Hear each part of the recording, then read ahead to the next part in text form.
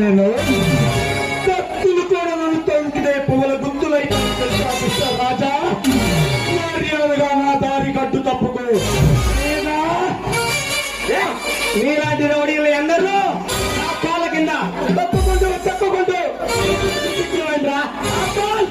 నువ్వెంత